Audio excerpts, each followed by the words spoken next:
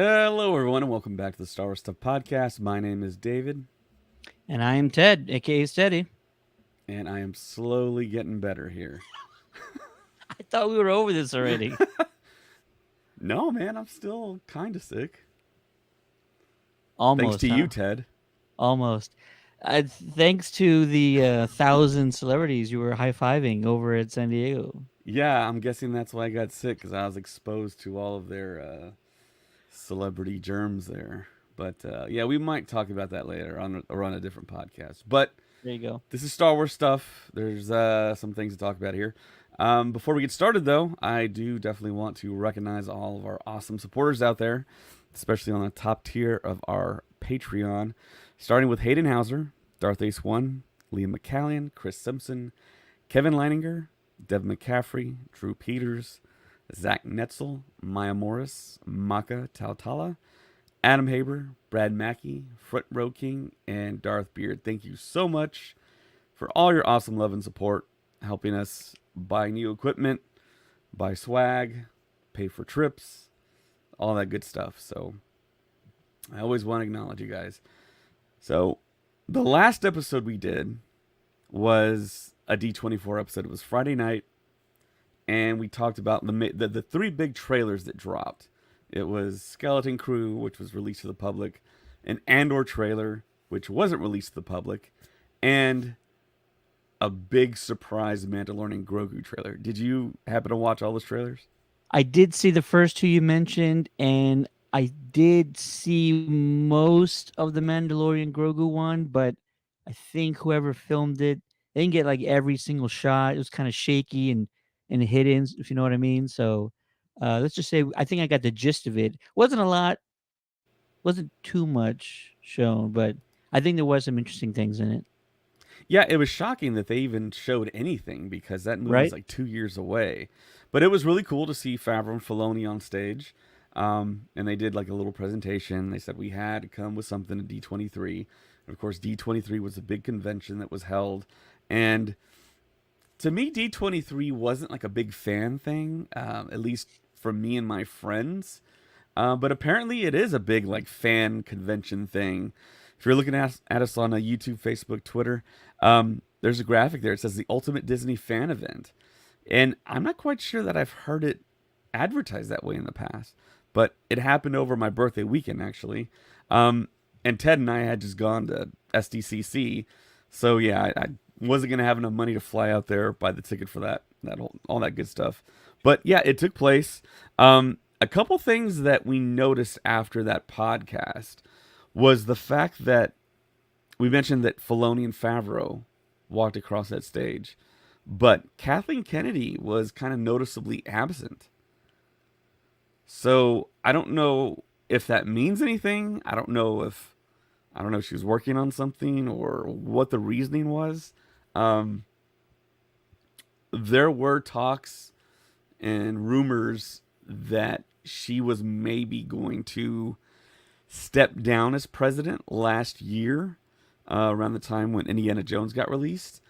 Didn't happen, of course, but um, could this maybe be a hint, or do you think there's any significance to this at all, Ted? I'm always erring on the side of caution, so I believe until something actually happens or is said, I'm going to reserve kind of what I think. I don't like kind of following rumors or like he said she said stuff. D23 is such a huge event, not just Star Wars focused, that it might not have been the perfect place or whatever.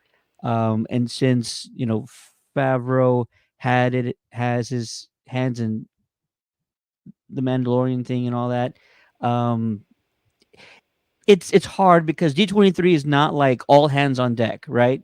Even with Marvel, it's just like Anthony Mackie is the only guy for Captain America for Brave New World. You know what I mean? Like it's not all hands on deck. Fantastic Four, they didn't really bring anybody out. They showed the same trailer from San Diego.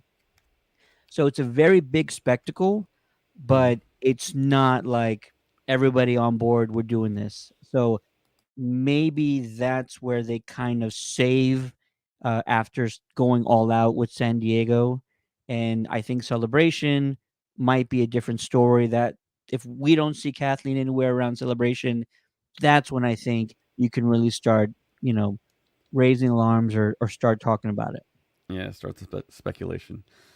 So yeah, that was interesting that she wasn't there. She was present on the Legends Night when they honored Harrison Ford, John Williams, Frank Oz. She was up there to honor John Williams because she's worked with John Williams many times. Raiders of the Lost Ark, I believe, was her first project.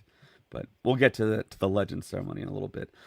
Manny Jacinto did a really cool, like kind of mini panel, and it looked like it was maybe in front of the volume that they had set up at D23. It was with Kristen Baver, who's one of the head writers on StarWars.com. I think she's like the editor in chief, maybe. But it was really interesting to hearing Manny after we got to experience Acolyte talk about his his role, his preparation, and the fact that being on that stage was a dream come true for him. And I was like, wow, I didn't know he was like that into this type of thing, being at a convention, talking to people. Once he got up on stage, he was like, I'm not going to sit down, guys. You might as well get rid of these chairs. I got to stand. Because I have a picture right here, actually. If you look closely, you see Manny, Kristen, and all the people were just there in front. It was kind of like the Marvel booth at SDCC where everyone was just standing there. So he saw everyone standing, and he was like, well, I'll just stand in solidarity with everyone else. And the stagehands came out and they took the chairs away. And he talked about how he had kind of like a nervous energy, and he talked about how he saw Hayden Christensen practicing with the lightsabers for Anakin Skywalker for Episode 3, and he kind of wanted to live up to that legacy. And I want to say he did, man. He said he worked out so much that there was points where he was hurting so much, he was tired so much that he would literally just fall down practicing. And it's like, wow, those are the people that I want in Star Wars. Those are the people that show that type of commitment that I love to see, that are into it, that are into going to the conventions and talking to the people and doing autograph signings. He did an autograph signing after this, and our mutual friend Gabe, he made a video, and he got photos of Manny signing one of the stock photos that he had, and he just made me more of a fan of Manny and Chimere and the Stranger. I wish we didn't have to call him a Stranger anymore. I wish he had like a Darth name or some other name. And they addressed season 2. He said, essentially, I hope it gets done. Fingers are crossed. They said lightsabers are crossed, legs are crossed. Um, if we don't get an Acolyte season 2, we need to get Manny Jacinto back some way, somehow. Even if they do like a Darth Plagueis thing, if they connect those two characters some way, somehow. Um, on that front, though, it seems like Manny doesn't know anything to further the story of Darth Plagueis, so he couldn't really speak to that whole connection. And it really wasn't brought up, he just kind of alluded to that fact. But I'm a bigger Manny fan, and he will be in Japan as well. So I'm probably thinking I'm going to get his autograph. Unfortunately, I can't get it on his helmet because that Hasbro Plus helmet doesn't come out till next, like, fall, I think. Terrible. So I'm gonna have like a custom, like 3D printed model or something to take to him. But he pointed out the fans that were wearing the Stranger helmets, and it's a fantastic helmet. This picture right here I have on screen is from SDCC, from the Lucasfilm display. Really wasn't a booth; it was like a huge wall, and it said Lucasfilm. And they actually had a screen up at the top, pointed out to the passersby, playing, I think, just action sequences from random Star Wars films. It's pretty cool. And they had the volume turned up, the bass really loud. I loved it. Yeah, it's a So, great helmet. It's a great suit. The entire display at San Diego Comic Con very elaborate. Like all the lightsabers from like all the Jedi were posted. The weapons from the villains of the show were also on display. So you really got up close and personal with like all the little minute details of everything. I got some great videos and stuff of that. So I'm gonna put that out pretty soon. One of them's already out. I'm gonna put another one out later on. But how can you not like Manny? Not only did he, take the role seriously, he put in the time, he put in the work, and when it came down to it, I feel like it was a great twist. Him being sort of the big bad of the season, and the fight sequences, the choreography. Not sure how much he was involved or if he had a stand in for a lot of that stuff, but clearly he had to get some sort of standard down and some of the movements down. And I felt like he nailed it. He knocked it out of the park. If there's a season 2, I am intrigued. I will watch. Yes, season 1 did a lot right by the finale, and there are some things that I think fans are still harping on, and they have valid reasons for that. But ultimately, I think they asked the right questions by the end of the first season. If they do greenlight a second season, I'm intrigued. I'm gonna watch and see where it goes. Awesome. Yeah.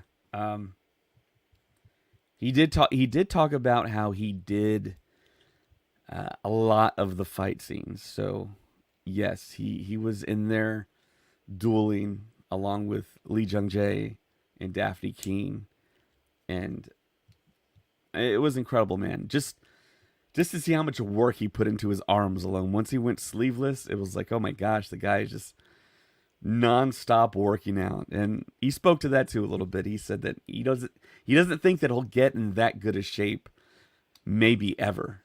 That's how hard he worked. And I don't know. Hopefully, if there's a season 2, he has to get back in that shape.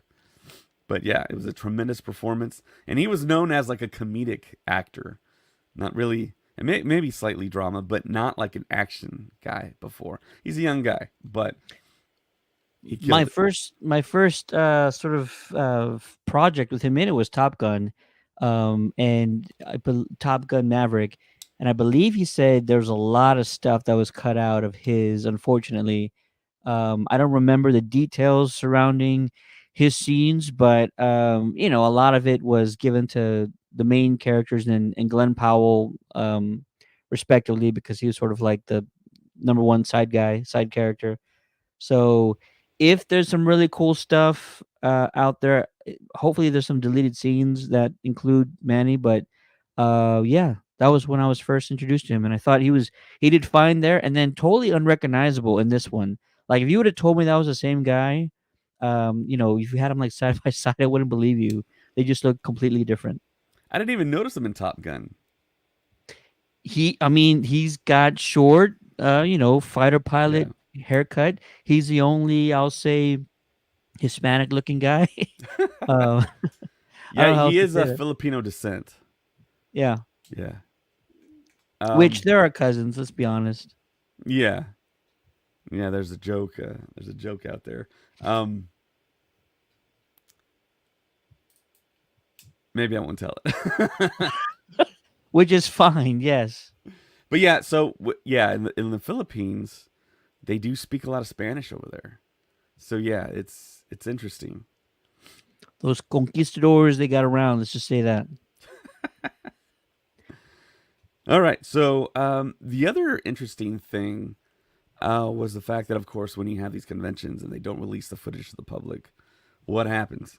It all kind of leaks out, trickles out slowly on YouTube, on TikTok, and usually on YouTube, it systematically gets removed. So I haven't really checked YouTube. I think we saw it on Twitter, um, and apparently the people in the Honda Center were not told not to record the footage. That's the word coming out of there. That they weren't discouraged.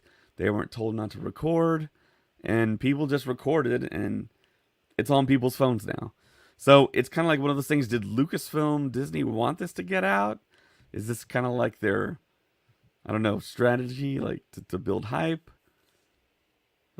But What's was your take on his that? his portion was recorded or something else?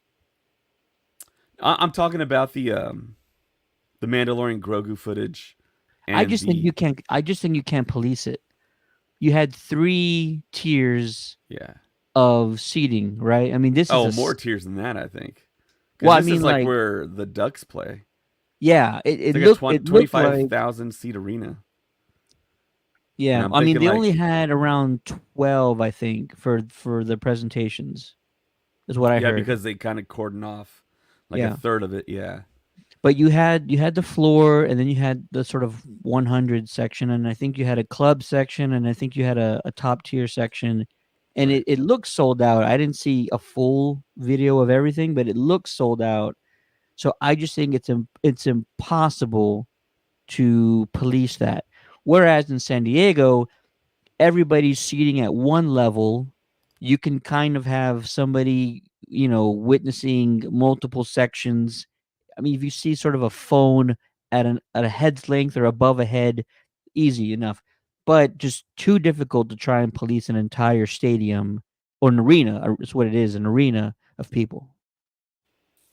right. When we went to Celebration 2022 in Anaheim, and they showed us the first two episodes of Obi-Wan, they had ushers constantly walking up and down the stairs looking at us. That's how they police that. So, I mean, the Anaheim Convention Center arena is nowhere as big as a Honda Center, but there are three levels in that arena. So yeah, they try to police as good as possible, and I don't think any of that footage leaked before before it dropped, which was maybe like a matter of days or a day. So it really wasn't that big a deal, but that was kind of interesting. The other Yeah. thing too was that they released some really special merch that you could purchase, and I think they've done it at successive D23s. And the one box set that man I really wanted was the three Obi Wan Kenobi lightsabers. I think it was two, the one from the prequels and the one from the original trilogy. And that was limited edition. They're not making it anymore apparently, allegedly, but they made another box set like that, but with Darth Vader's lightsabers. And here's a picture of it right here. I pulled this from this guy's TikTok. So it's three sabers, one from episode two, episode three, or two from episode three, apparently. So the episode two training, then the three when he fought Obi-Wan, and then the last scene when he's actually in the suit. And it looks a little different from what we see in the original trilogy, the Vader saber. But it's a cool wooden box. It matches the style as the Obi-Wan box set. But yeah, they only made like 500 of them or something. So they had those to buy, and I think it was like $500 or something. Um, and they also had a Kylo Ren helmet that glows red. Saw that. Yeah. So yeah, this is from, of course, the Rise of Skywalker helmet that he pieces together, and it looks pretty cool. I am a fan of Kylo Ren. I would love to have this helmet, but they only made a certain amount, and of course, it was like super expensive. But that was cool that they do that type of stuff. And man, got to get out to D23, man. Um, Is that have there been other box sets like that? yeah, yeah. Like I just said, the Obi Wan Kenobi. They did an Ahsoka one. Um, they did a special Darth Maul box. But yeah, I mean, this is kind of par for the course for them, which is really cool. I mean, if you go to D23, get ready to spend hundreds of dollars on lightsabers, I guess. But I don't know who they're gonna have next. Who would you want? Um, I guess maybe up next, the popular characters, maybe Luke. But I I'd mean, buy that. on their end, they would have to just reproduce the same saber from that box a little differently, and then have the um, maybe have the Return of the Jedi, and I don't know, Let's do an maybe.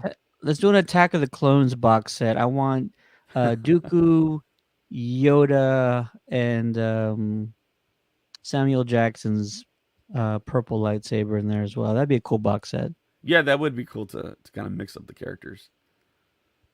I'd be down for that. Yeah, it's kind of almost limitless what they can do. Um, Huge for collecting. But yeah, those are pretty much the things from D24 that we didn't really talk about. Really didn't know at the time on Friday. But trailers were fantastic. Um, I think it's just still shocking that we got Mandalorian Grogu footage. Um, Doesn't it kind of make? Do you think it makes sense? Because there may not be well.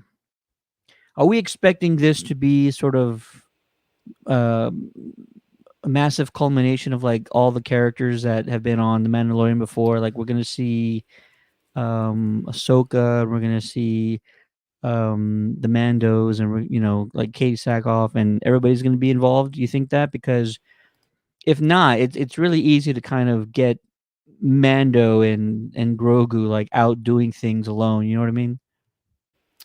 so that's what I thought too. But um, there's going to be another film that people think is going to be called Heir to the Empire that involves Thrawn. So this Mandalorian Grogu film, it's going to be directed by Jon Favreau, I believe, right? And Filoni's going to produce. That's correct, right? I don't know if you're in chat listening and you can tell us. Let us know. Because I think Favreau's doing this film and then Filoni's doing his culmination film, like his Avengers film. Um, and that might be out at the end of the decade. So it's going to be a while. Um, the other thing, too, that we didn't touch on for that Mando Grogu trailer was the fact that Colin and I were talking about, okay, well, why is he doing the things he's doing? What's the motivation? And in the trailer, Mando actually says, "I'm bounty hunting, but with the kid, it kind of prevents me from doing certain jobs." So he is out there on bounties, and makes sense because I mean he's got to make his way in the universe, and Right. stuff ain't cheap. Maybe there's inflation out there in a galaxy far, far away as well. He's got to pay for his stuff. I don't know. Times are Even hard, man. Times are hard. Yeah, even though it could make it almost feels like he could live off the land there, but I don't know. Um, I guess once a bounty hunter, always a bounty hunter. Um, did you happen to see the footage with the mouse droid in that No. trailer? So there's a mouse droid with like big tires, big wheels, rolling around with a blue light. So it almost looks like it's hacked by good guys, and it's rolling through a corridor, and it looks like it's on Hoth at the old Rebel base. And you get a mouse droid perspective view of it rolling through snow troopers. And at the very end of the sequence, you see Mando, I think, punching someone and then kicking a snow trooper. Okay, that I actually did see part of that. The frame I was able to see like a snowy planet, Hoth, AT-ATs. So yeah, Yeah, the small chicken walker, the there you go. ATRT that Yep. goes down the side of the cliff. It's like really dynamic, really cool Yeah, yeah, yeah. looking. So I want to say it's Hoth. I mean, this is Favreau, so you know Favreau loves to put the nostalgia in his stuff. So I want to say it's the Rebel base. But Which would there? Okay, yeah, yeah, yeah. so Wait. yeah, you got to think about it. At this time, the Empire is a lot like the Rebellion at the time of the original trilogy. They're like hiding, they're defeated, they're splintered. So it would make sense that they would take up like one of those old bases. So it makes sense. I guess so. Hoth, I feel like they should have ran them all out though by now. You know what I mean? They should have what? They should have ran all the Empire out of that place already. The remnants of the Empire. I don't know. We'll see. We'll see what happens, man. But yeah, I'm super excited for that film, and that film comes out in 2 years. So, well, I think we're gonna get a lot of films rolling in. I mean, it's been since 2019 since the last decade. It's gonna be 7 years, man, between Star Wars films, which I think is unacceptable. But you know, They got um, to get it right though. Give them yeah, time. definitely, yeah, for sure. Give 'em time, set up a plan, that whole thing. Um, the other thing too was our mutual friend Gabe was there, and I actually tried to get him on the podcast tonight, but he was doing another podcast, his own podcast, I believe. Um, he was walking through Disneyland, and he randomly ran into Dave Filoni and John Favreau. And What are the odds? well, for him, good. I mean, he ran into Daisy Ridley as well at Disneyland, which is wild in and of itself. But here's a picture of a fan. I don't know this person, but they snagged a picture with Filoni right there. That same day, he's wearing a Godzilla T-shirt, and Is that a Mecha Godzilla shirt? yeah, Nice. and I'm trying to read his hat. Binn. Benny's? Benny? Yeah, Benny's? I don't know. I mean, it's black and yellow, so you figure Pittsburgh Penguins because he's a big Penguins fan. But maybe it's a place in Pittsburgh. But yeah, I mean, just randomly walking around Disneyland. Um, in 2022, I went to the Star Wars night, and everyone was at Disneyland that night. And I ran into Favreau and Filoni, but they weren't by themselves. They had like a huge security detail around them, and they were moving like a big old glob of humanity. And in there with them was Sam Witwer, and I saw Sam Witwer first, and I was like, wow, he has a lot of security. But then I kind of looked a little deeper inside, and it was Favreau and Filoni like walking. You could see them, and I was like, oh, okay, yeah. If I approach this group, I'm gonna get tackled. So I just didn't do anything.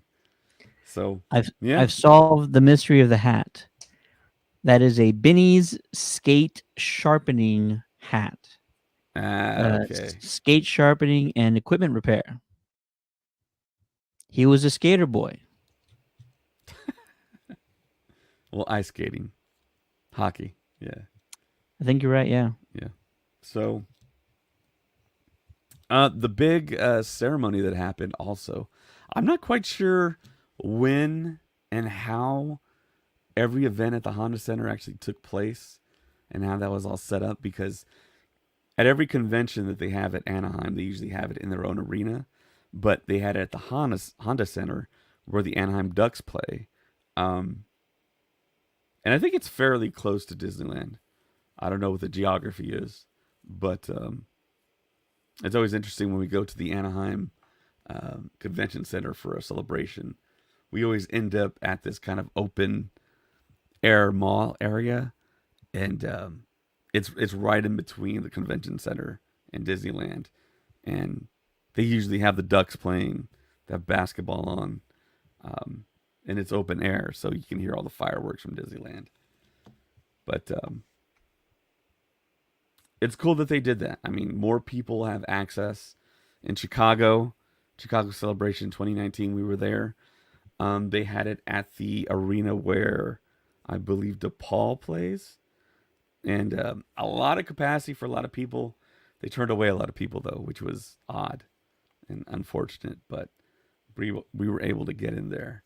Um, but Lucky yeah, the other guys. big ceremony for the Disney Legends, there were quite a few of them, but of course the three I want to talk about, the big three: John Williams, of course, the greatest of all time film composer; Amen.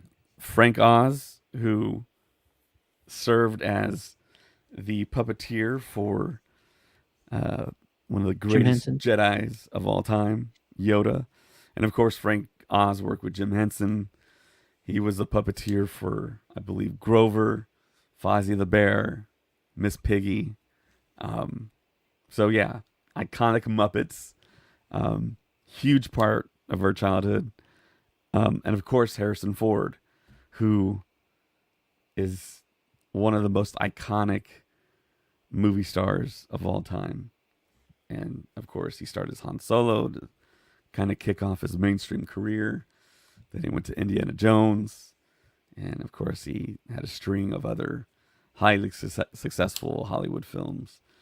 Um, one of them being my one of my absolute favorite films, and maybe the most rewatchable film of all time.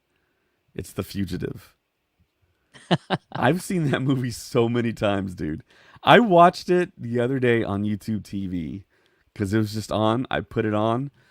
I mean, it's just between him and Tommy Lee Jones, it's electric, man. I mean, it's one of the great films, one of the great rewatchable films of all time. I mean, I could probably quote most of that film. Um, it's awesome. If you haven't checked it out, check out The Fugitive with Harrison Ford. It's a remake, but I mean, it's one of the greater remakes of all time. Maybe the best remake of all time. I don't know. But Ooh, okay, that's a Ted, what is the best remake of all time? that's a great question, and I feel like I just heard somebody talk about this recently, so now I'm gonna have a hard time coming up with the answer. It We'll have to come back to this, but I know this question was just answered recently because I heard a conversation about this. Yeah, I got into an argument with James Gunn about this because he tried calling Lord of the Rings a remake, and I was like, no, sir. Ah, that one's tough. That one's tough because it's not based. There's no live action that precedes it, and that's your take, right? Um, the Ralph Bakshi thing that was created was like 70% live action. It was like rotoscoped with human beings, but they were drawn on top of. And Peter Jackson didn't look at those films and say, I have to remake that. I think he was pulling from the novels. So technically, I don't think it's a remake.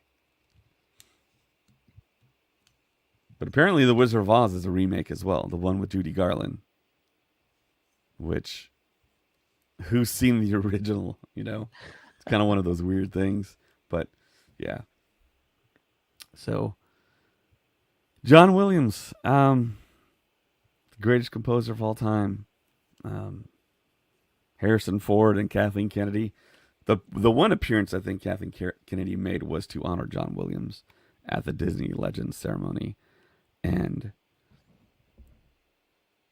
she talked about how she started her career with him with Raiders of the Lost Ark, and Harrison Ford mentioned he created the soundtrack of our lives, and I think his music is definitely the greatest. I don't think there's really an argument for his totality of work that he has created between Star Wars, E.T., Indiana Jones, Harry Potter, Jurassic Park. It's like big movie after big movie after big movie. And once you hear a couple of notes from any one of those scores, you know exactly what it is, man. It's it's ridiculous how whatever he tapped into was just right on. Jaws. I mean, come on. One of the most simplistic movie themes ever, but one of the most iconic, you know? It's an incredible thing. The so many fortuitous events and situations and outcomes that Star Wars had. I think John Williams was definitely, like George Lucas puts it, the secret sauce to Star Wars. And I'll never forget him saying that at the 40th panel in 2017 in Orlando at Celebration. And that's one of the highlights of my Star Wars fandom was being in that room with George Lucas presenting John Williams, conducting the orchestra right in front of us live in the same room with him. It was incredible. And I was fortunate at San Diego Comic Con to be in the same room as Harrison Ford at Hall H. He walked right in front of me, and I reached out my hand for a high five, and he wasn't having it. And he walked right by me, so I can theoretically say that Harrison Ford has left me hanging. I have this video that it won't ever leave my brain. It's John Williams talking to Steven Spielberg during the composition of the music for E.T. And it was the first time I'd ever heard a music composer talking about writing sort of these musical lines that were sort of calling and answering, sort of like questioning and having a response. And it's such a beautiful and unique way of understanding music, and I've not heard anybody else sort of talk that way about how to write music in that sort of format. But what was great is that Steven Spielberg was on his wavelength, and I have this video as a short on like most of our social media platforms. Um, and so John would say, and they're looking at the film and the small like viewer on to the side, and they're watching it and John's playing, and then they're like, at this part John says we should do the call here like this, and then I feel like the answer should be at this part here. And it just was like watching wizards do magic. And Spielberg is on his wavelength, and he's like, oh yeah, I love that, I love where you put it in that spot. And they were talking almost in unison, like they were sharing a brain by the end of the video. And it's just so incredible to see somebody at the top of their game, on the top of their field, sort of working. And what it's just Yeah. it's just magic is what it is. Yeah, it was kind of like us working together at San Diego Comic Con, I think. So I've been telling everybody about you, and it all good, of course. But I told I them, yeah, hope. I told them like, yeah, I didn't see Dave a whole lot. I was in the seats. Dave was over there next to the stage, and that was pretty much like 2 whole days just of us at Hall H. Didn't seem like days. It seemed like 2 hours, Ted. It didn't seem like a day. It didn't seem like Friday, and it didn't seem like a Saturday because that was just the anticipation. But we're getting off topic. But no, But Richard on YouTube says, "How we doing, boys? I'm getting what's up, better Noah? slowly." Um, and also Darth Beard was in the chat a while ago. He said would love to stick around, but it's 3 a.m. here. I'll listen to the pod tomorrow. Can't wait, guys. Keep it real.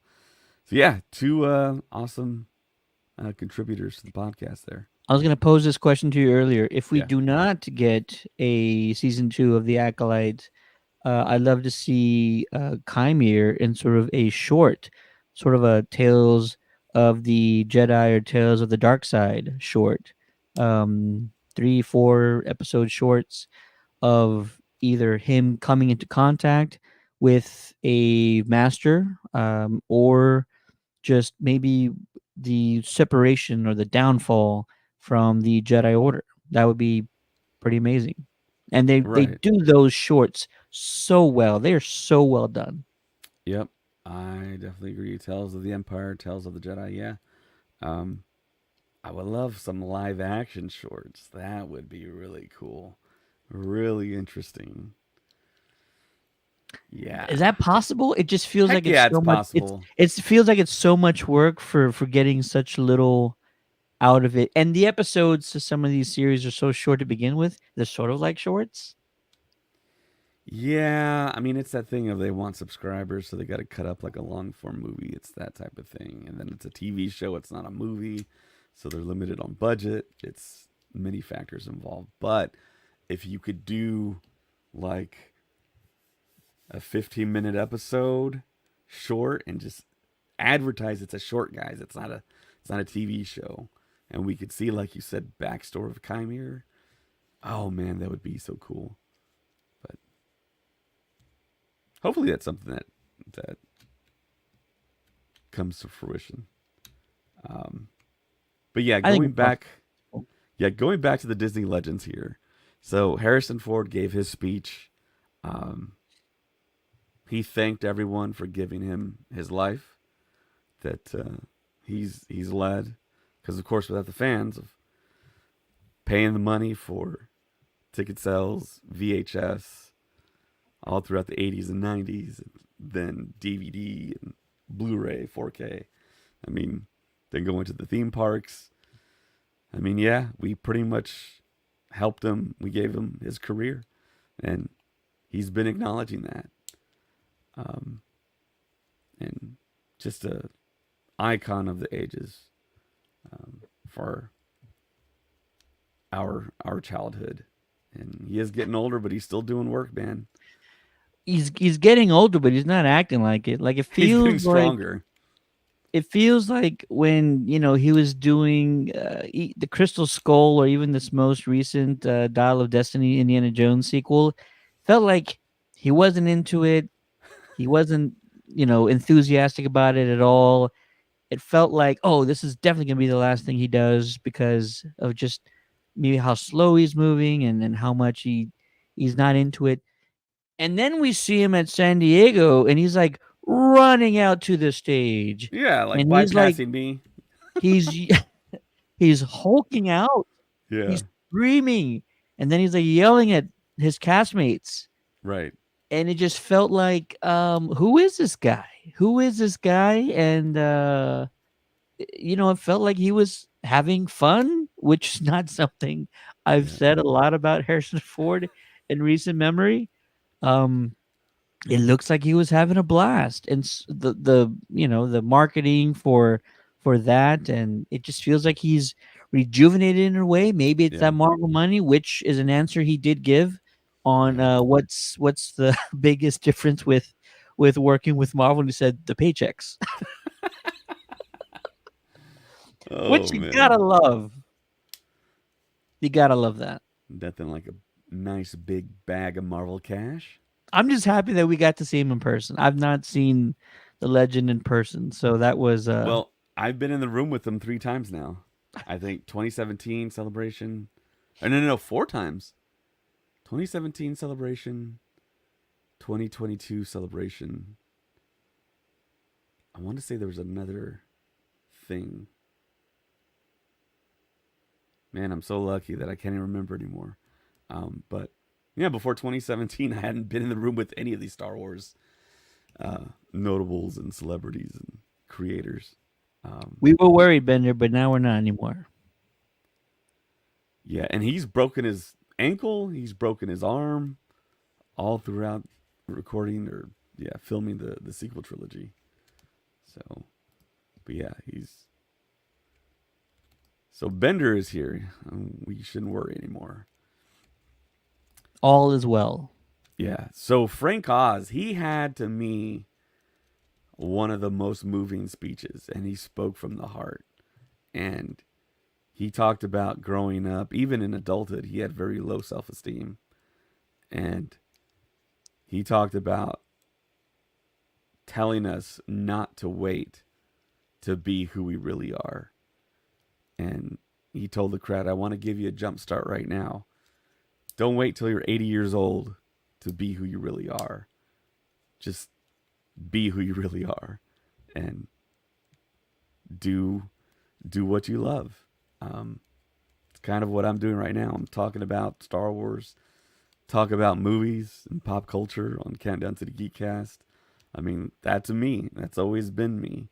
I just never had a way to connect to it, and podcasting kind of gave me that avenue to actually be in it, and then it's given me opportunities to go to conventions and meet different people and um,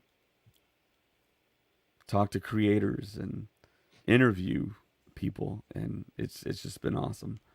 Um, so yeah, his speech was very heartfelt. So John Williams actually did not go to the ceremony. They didn't explain why. I'm not sure if it was just um, due to anything really. The guy's still playing at the Hollywood Bowl concerts, so I don't know if it was just to maybe avoid people because of a certain virus is going around or what exactly. But there was a conductor there with the Pacific Symphony, and they did a little medley that John Williams actually put together, and it got me so hyped, man, when I watched it. I was ready to like run through a wall, dude. I was so hyped.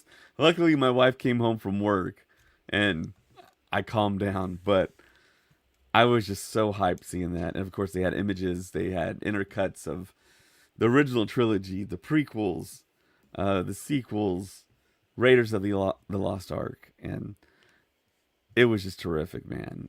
And you just can't say enough about John Williams. And yeah, he is kind of the undisputed greatest of all time film composer. And just terrific that they're Disney legends now. They're cemented. I think they put their hands in cement as well. But it kind of took a long while for these guys to become the Disney legends that they are. I know these guys are older, but I think John Favreau got in like 2 or 3 years ago. Ming Na Wen got in last year. All deservedly so, but it's like, how do they figure out who they're going to put, who they're going to induct as a Disney legend? It's like, you would figure that John Williams, that would have happened. Like the first slot of nominees, he probably would have been in there. But I don't know. Maybe it's like the Hollywood Walk of Fame. The way that works is you have to apply for it, and then Mm. you have to pay like $30,000 for it. So I don't know if there's a whole like system like that they have to kind of go into and do, but they're in, um, along with others. I think Angela Bassett also got in this year. Yeah, she did. Um, but yeah, that's the only other person that I can remember that I was familiar with. Colleen Uh, Atwood, I believe. Miley Cyrus got in. Yes, Miley So, Cyrus. not saying I'm a fan, not saying I'm not a fan, but Miley and John got in the same time. So there you go. Wow, what a combo. Um, so my birthday was this weekend, and my wife totally surprised me, and I didn't think I was going to leave the house at all due to me trying to recover and everything. But she's like, I want to take you finally to Dark Side Pizza. And Ted, if you're watching us, is actually wearing the shirt with the logo. And I finally figured out the logo underneath the word pizza is a Star Destroyer, if you look closely. And of course, it's shaped like a slice of pizza. So it works. Um, so yeah, I had been there before. I took some pictures, took some video. Um, Me and General Kenobi actually met Michael Hawes, the owner, and he invited us to his house, and we got to take a tour. And he has a really awesome, interesting collection of Star Wars stuff. And thank you, Bender. He says happy birthday. And You're yeah, under you're underselling this, by the way. You have an awesome, interesting collection of Star Wars memorabilia.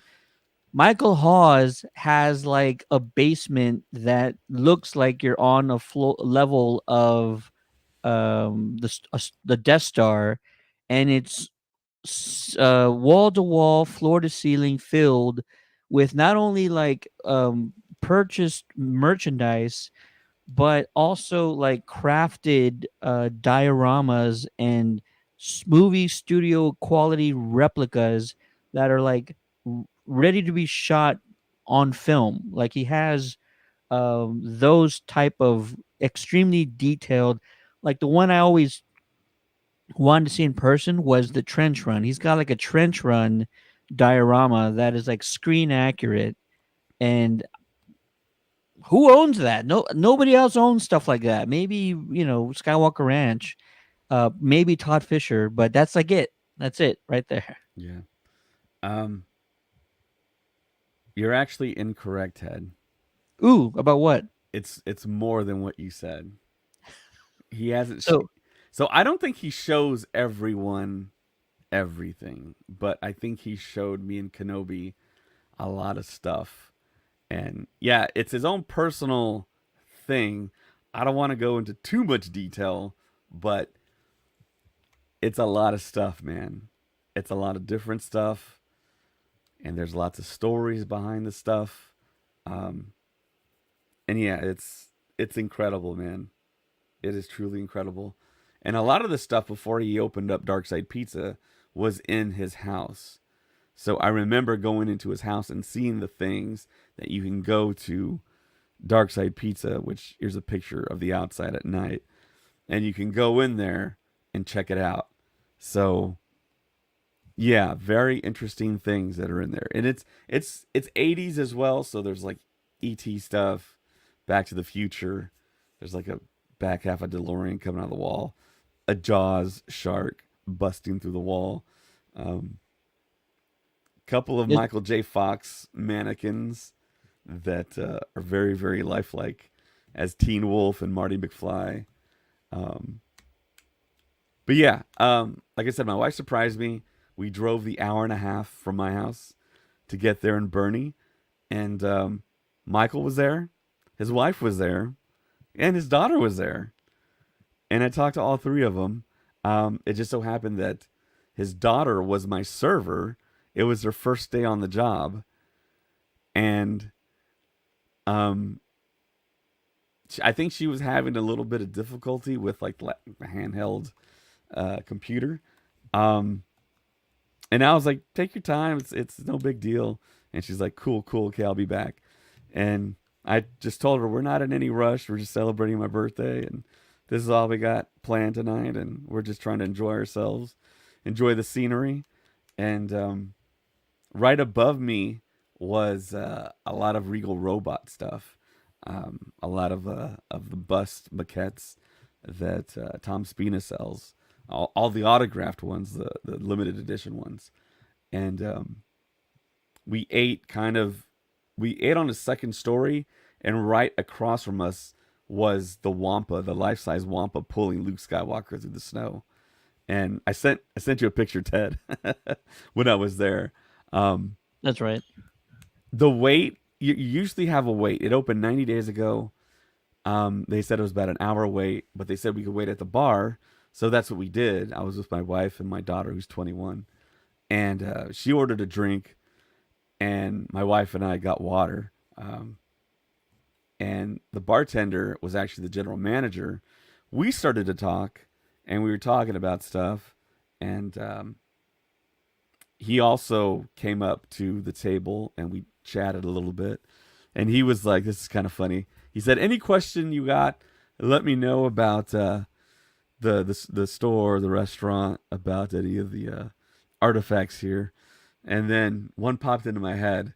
I asked him, "What was the name of the species of the Wolfman character in the cantina in A New Hope?" And he was like, maybe not that detailed a question." But the reason why I brought that up, why that was on my mind, was because that species was in the Skeleton Crew trailer. Um, the Shishtavanen species of Wolfman, who notoriously George Lucas removed from the special edition and put this like fish species in its place. Because, of course, the story is that Rick Baker had a Wolfman mask that he slapped on an extra and had to fill up the cantina somehow. So that's how we ended up with a Wolfman. But yeah, I spoke to the general manager. I found out later on that our server was the daughter of Mike, and yeah, we talked to people all night. They sung me happy birthday, the whole crew. Got free ice cream and the pizza. Um, I'm pleasantly surprised. Report is really good. Is really good, man. I asked what they recommend, and everyone would say the brisket pizza, the brisket pizza. I wasn't in the mood for brisket pizza, so I didn't order that. I ordered an all meat with Canadian bacon, and my wife ordered a Hawaiian, and my daughter ordered just a classic pepperoni. Got a picture right here. So Boom. yeah, the pizza's great, and I'm also happy to report that if you do bring home leftovers, it tastes good after you heat it up too. So all the way around, the pizza's like really good.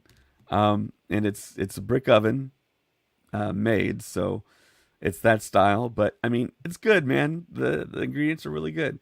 I'm I'm happy that I get to go there again, and I'm gonna enjoy the food again.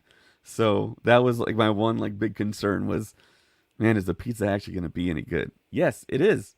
It's better than most places. I mean, it was good. Um, the ice cream was good too. They have some specialty um, orders of ice cream that you can get. And we ordered one called spaghetti and meatballs, and it was ice cream. It was two like round brownies that looked like meatballs, and they put like a red syrup on it to make it look like sauce, like spaghetti meatballs. But it was good, man. Um, I'm happy. So during Space Con, when maybe one night we can head on over there afterwards, because I know Colin and Zach are gonna want to go. So yeah, Dark Side Pizza in Bernie, Texas, just north of San Antonio. Um, Anytime that you have, uh, if you're down here in South Texas, check that place out. It's awesome. And tell them Dave sent you. Tell them Dave and Ted sent you.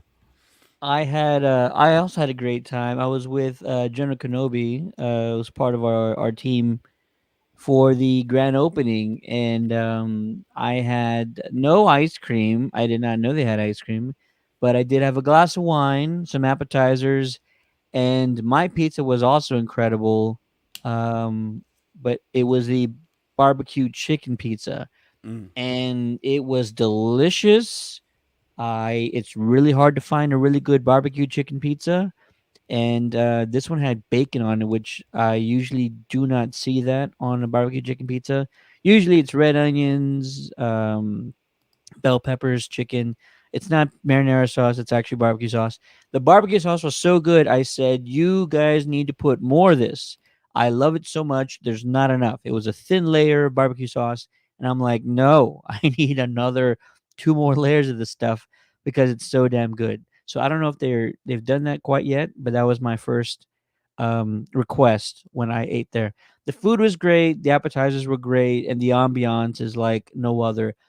You get all the memorabilia around you, and they also are like blaring 70s and 80s iconic yeah. movie soundtrack theme songs, and it's so damn cool.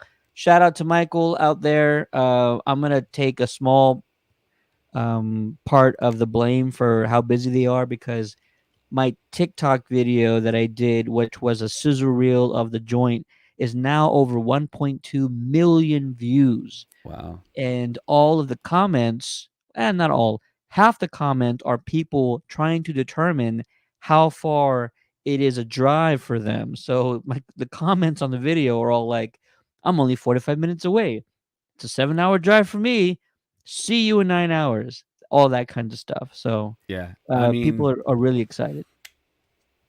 I could see driving from any point in Texas to go there for a special trip because I mean the memorabilia is so cool. It's rare to see that kind of collection kind of just out, and just like you said, the ambience, it's always packed. Um, just the way it's set up. I mean, people. I mean, it's like a museum. People are constantly walking back and forth, just looking at the stuff. I mean, we had kids.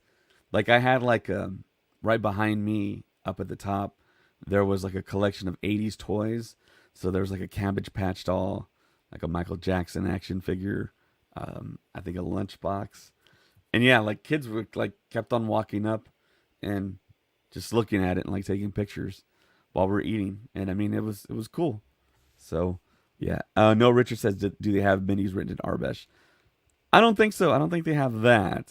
Um, but it's primarily Star Wars. But there's other '80s stuff in there.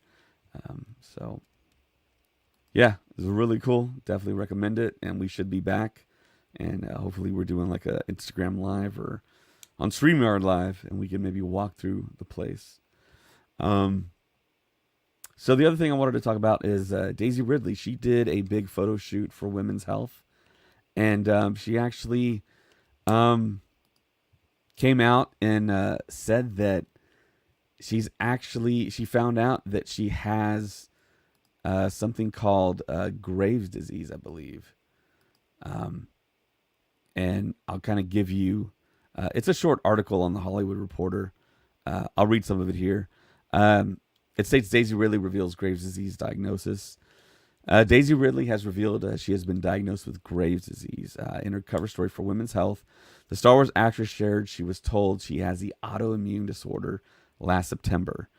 Ridley realized there was something wrong with her health while filming the thriller Magpie, about a woman losing control as a relationship and her husband crumbles. I thought, she says, well, I just played a really stressful role. Presumably, that's why I feel poorly, the actress recalled. Her general practitioner encouraged her to visit an endocrinologist after experiencing symptoms such as a racing heart rate, weight loss, fatigue, and tremors. When the doctor described that Graves can make you feel tired but wired, this clicked for Ridley. It was funny. I was like, oh, I just thought I was annoyed at the world. But turns out everything is functioning so quickly you can't chill out. Since then, Ridley has adopted a routine of daily medication as well as integrating wellness measures such as infrared saunas, cryotherapy, massages, acupuncture, and baths. She also decided to go on a gluten free diet to reduce her inflammation. She says, I'm not super strict about it, but generally cutting down on gluten makes me feel better, she said. The Mayo Clinic describes Graves' disease as an immune system condition that affects the thyroid gland. It causes the body to make too much thyroid hormone, leading to hypothyroidism, which can affect multiple organs. Though anyone could get Graves' disease, it's more commonly found in women, as well as people over the age of 30. Ridley isn't the only celebrity to speak up about being diagnosed with the disease. In 2018, Wendy Williams revealed she has Graves' disease and took a 3-week hiatus from her eponymous talk show due to the ailment. So, hoping for the best for Daisy. She's still working. It's nothing that can't be controlled by diet and medication, most likely. But I'm glad she's back on social media. She came back on. She's doing more appearances. Of course, she has her movie coming out in 2026. Probably the December movie in 2026. And it feels like she's really kind of taken a hold of who she is and her career. And there's a story going around that when she filmed The Force Awakens and she watched herself, that she had a really big negative reaction to her performance. Even though I think universally everyone loved her performance, no one batted an eye at her acting capability and her talent. I know me and James, we loved her portrayal of Rey, and I mean, she was perfect. She was a perfect pick. And there's that story out there that when she first started acting in front of J.J. Abrams, she wasn't doing a good job, but I mean, she got the hang of it. Her first big thing, and she's coming back. Disney invited her back. Obviously, they approved, and she's done other stuff too. She's done other movies. There's also another story out there that she was talking about how she's looking for work, but I mean, she just did 2 films. She did, I believe, Murder on the Orient Express as well. So yeah, she was at South by Southwest, sitting in front of Ted. Um, Ted got to stare at the back of her head while watching one of her movies. No. She sat behind me. Oh, she sat behind you. Okay. She stared at the back So of my head. okay, Daisy really stared at the back of Ted's head. Yeah, which was completely by accident. I got in. We were reviewing movies at the arguably the best, coolest film festival in the world, South by Southwest, up in Austin. And I knew nothing about the movie Magpie, but I like going into movies blind. And I just knew that Daisy was in it, and she sort of gave a great sort of pre pep talk before the film. And then when you watch it, and I can't believe it's a movie that I think not many people have seen yet. I don't think it's been officially released. It is so good. It is a self-contained thriller, um, and it kind of touches on several different genres. You kind of don't know what it is until almost like the last scene, and you're Oh like, wow. oh yeah. And so it's a great ride. There's twists, there's turns. Daisy's character, I forget her name right now, but she is almost tormented, and it's almost self-inflicted throughout the movie. It's so good. Her performance is so good. And I can't believe again, it's a movie that it still has not been seen by many. And I watched it, I guess it was March or April when we caught it. Had an opportunity to tell her how wonderful she was after the movie was over, and instead of talking about her and everything, I actually talked to her about Dave. And I said, my buddy Dave, he really wanted to be here, but they had a family vacation to Hawaii. And she said, I'm very happy that Dave is with his family in Hawaii. That's where he Daisy should really said be. my name. So she knows who you are. And she Jeez. respects, she said you made the right decision, Dave, to Mm, go to Hawaii with your family. yeah. But no, it was really cool sitting in front of her because you could hear I could hear her little comments throughout the movie, like what she was excited about and what, she kind of got little angsty about. So like it was almost like a little commentary. She wasn't talking a lot, Mm-hmm. but it was still like you could hear when she was excited, when she was nervous. Yeah. It's sort of like gymnast parents watching their daughter like, Yeah. performing. And that's It like a was it kind of priceless felt like that. experience right there, Ted. That's so awesome. It's we've had a lot of best experiences this year so far. This year's been wild, man. I haven't had time to stop and Whenever think about everything. Magpie drops, everybody needs to watch it. It's so good. Definitely rated R just because of the sort of the content it's surrounding. Yeah, I rather not say too much about it because it's like it's I really want people to go in blind and Yeah. just be wowed by not only the story but her acting. Her acting is so it's so visceral. It's Mm-hmm. so much of her throughout the film, just going through several different emotions and opposite sides of sort of this spectrum of just energy and feelings. Really good, fantastic stuff. Awesome.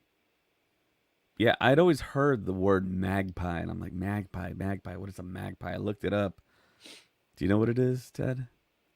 I thought you mentioned it once. Is some type Yeah. of bird? Yeah, traditionally it's referred to when someone refers to magpie, it's the bird called a magpie.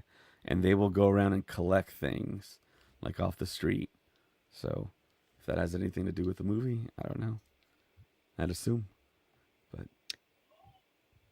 I'm trying to remember. I had this video as well. She also did a South by Southwest panel where she talked about coming back to Star Wars. mm, And she's so cute because the way she talks about it is as if she doesn't know if she can do it again. She sort of was sort of in her head about like, can I do it? Do I remember how to play Ray? Like she sort of has all these very normal human thoughts and anxieties about playing this character. Let's just call her iconic.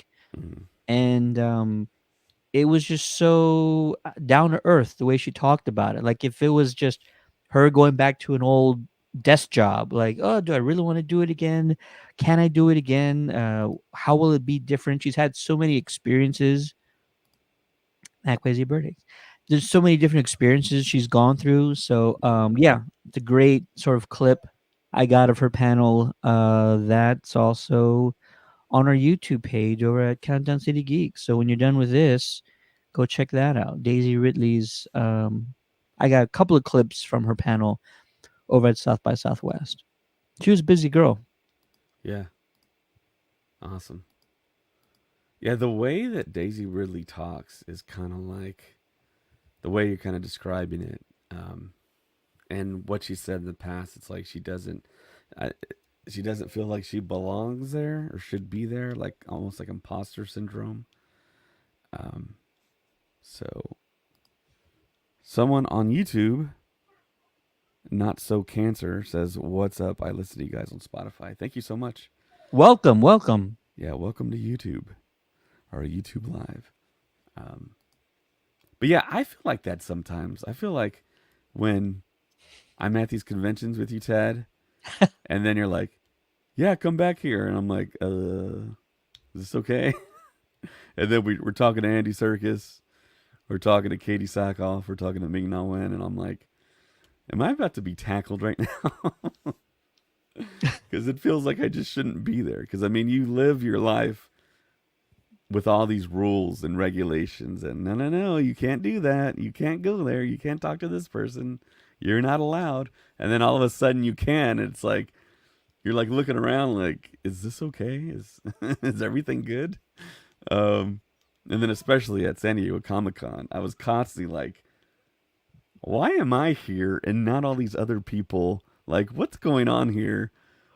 It's like, did I die? We'll talk But about all that on the next stream coming yeah, up in like 20 minutes. yeah, we'll be On, on the Countdown to the Geekcast. absolutely. Um, so yeah, the last thing I want to mention here is Kenny Baker. So if you're a fan of the original trilogy, you know that name. He is the original person that was inside of R2D2 to kick the whole thing off back in 1976 for Star Wars. I got a picture right here. That is Kenny, all 3'8" of him inside the affectionately called the rolling trash can R2D2, the character that holds the whole entire three trilogy saga together. It's R2D2, of course. Um, he passed away back in 2016 on this day, August 13th, and I just wanted to read a little bit of his life. He was an English actor. He was a comedian. He was a musician. Of course, like I mentioned, he's known for R2D2 in Star Wars. He appeared in other works such as The Elephant Man, Time Bandits, Willow, Flash Gordon, Amadeus, and Jim Henson's Labyrinth. Um, you can see a lot of his interviews when the special editions came out.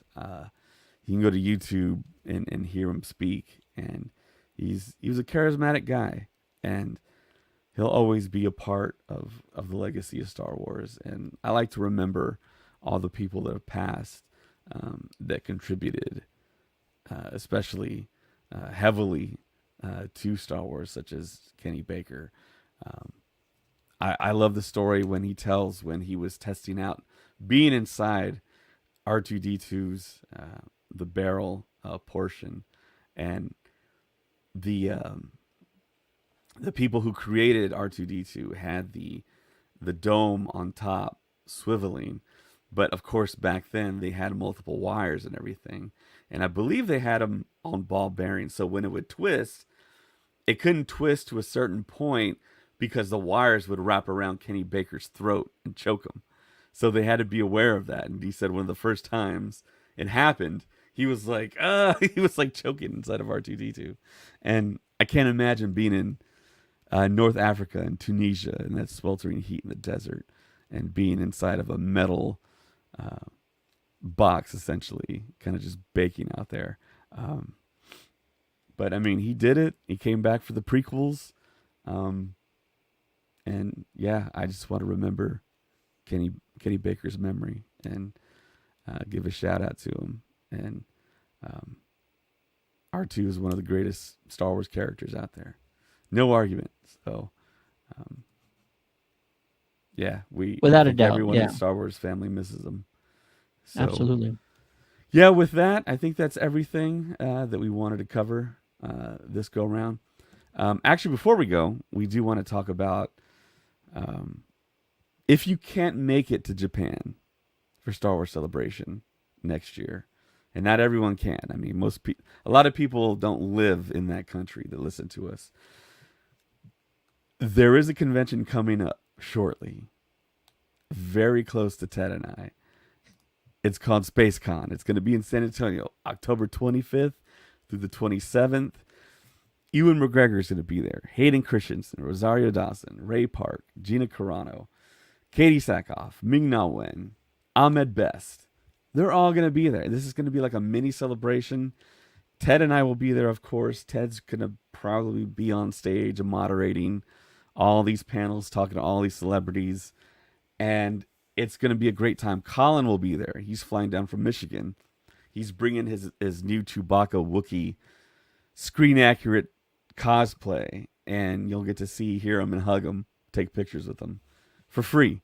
So you'll get to meet us. I think Zach's going to be here too, if everything works out. And it should be a ton of fun. The weekend right before Halloween. So if you can fly in, drive in, do it. You'll see us, hang out with us, win a bunch of Star Wars stuff that we'll probably be handing out, and just have fun with everyone. And along with Star Wars, there's going to be Star Trek, Battlestar Galactica, Stargate, um, tons of celebrities walking around doing panels, autographs, photo ops, um, a big arcade, new machines. If you've been to the previous superhero Comic Cons, there's going to be new machines. And Ted and I actually got one night. We went into the arcade, snuck in, played uh, all the machines that we really wanted to play, and we were like kids again, running around and so tired that night. My aim was really off, man. I'm not Yeah, that bad, it's but about an hour. That yeah. it's gonna be a great event. It's so well run and organized by these Mhm. promoters who are friends of ours. It's so convenient. They have, inexpensive food prices. They have refillable drink cups and popcorn buckets. You can just snack the entire time you're there. Parking, I believe, is free, and you get so close to these mega stars that it's just like unfathomable, like exactly what you're able to do and how much kind of one-on-one time you get with them. You go to these big ones, you go to San Diego, you go to New York, you know how it is. If they show up and there's a signing, it's like, thank you, goodbye, thank you, goodbye, thank you, goodbye. Well, you get more one-on-one time with folks here, and also there's going to be a big presence of Ahsoka cast members. We already mentioned Rosario. Natasha Liu Bordizzo is going to be there. Aman Esfandi was just announced recently. Yes. Our buddy Giancarlo Esposito is going to be there, and shout out to him because he just got added as Moff Gideon to Fortnite. That's a Oh, big, nice. yeah, that's a big achievement right there. Man, that's awesome. Yeah, Giancarlo. I mean, it's tough to say. It's like people will ask me, who do I meet? Who do I get an autograph from? Who do I take a photo op with? Um, the best experiences, man, when I was in London meeting Rosario. I mean, just fantastic fan experience with her.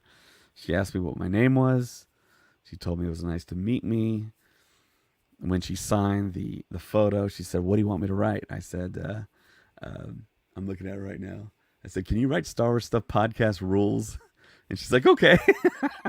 So she wrote that on my photo. Um, John Carla, I met him in London too. Super awesome guy. He does so many conventions. He loves being at them with the fans, talking to the fans. Of course, Ted had a viral moment on TikTok with him when he talked about wanting to be in the Marvel universe, and now he is in the Marvel universe. We saw him again at SDCC talking about that, being Sidewinder and Captain America. So yeah, I mean, you really can't go wrong, man. It's Ewan's fantastic. I mean, he signed all my stuff, had great interactions with them, priceless interactions, really, and it's going to be fantastic. So join us in San Antonio in October, the weekend before Halloween. They're going to actually do trick or treating inside on one of the nights. So everyone's going to be dressed up. Everyone's going to be like in hyper cosplay, I think. So um, we're going to make you dress up, Ted, for that night. What are you going to dress up as?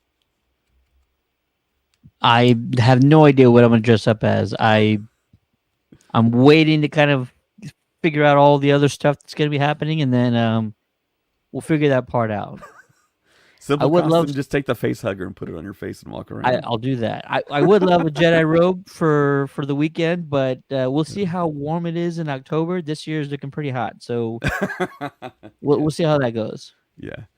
Fortunately, it's all like indoors and it's cool. So, yeah, just crank down the AC.